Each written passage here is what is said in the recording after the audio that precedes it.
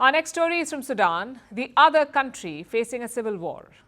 With all the attention given to Gaza and Ukraine, the world sometimes forgets about the Sudan, about the war that's been raging on there for over a year, about the 49 million people there, a third of whom face food insecurity. About 5 million of them are on the brink of famine. Disturbing reports have been coming in about people eating whatever they can find to survive, from cats to tree leaves, even soil from the ground. Here's our report. The children were collecting tree leaves and eating them. They took mango leaves and ate them. My cousins walked next to the school and collected the tree leaves, cooked them and ate them because we didn't know if we would have food for breakfast. There were people in the neighborhood who ate the cats. Either you die from hunger or find a way. Mango leaves boiled into a broth. Cats, sometimes even soil. Moist soil rolled into a ball, swallowed with some water.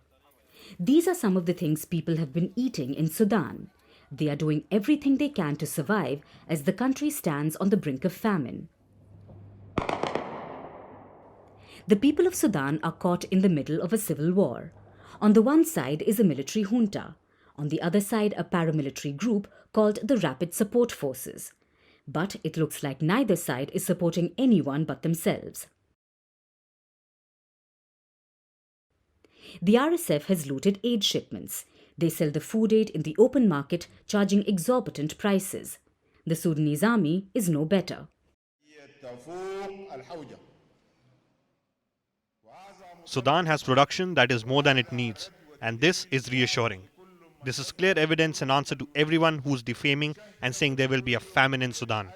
There's no famine in Sudan. They want the world to believe that everything is fine in Sudan. Never mind the thousands of people dead or millions on the brink of starvation. The junta claims to have it all under control. But the common people relay tales of their hunger.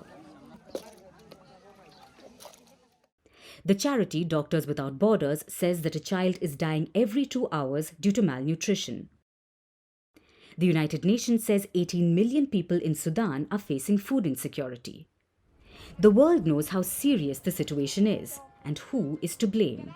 Right now, 5 million people in Sudan are on the brink of famine, and tens of millions of people are in desperate need of aid.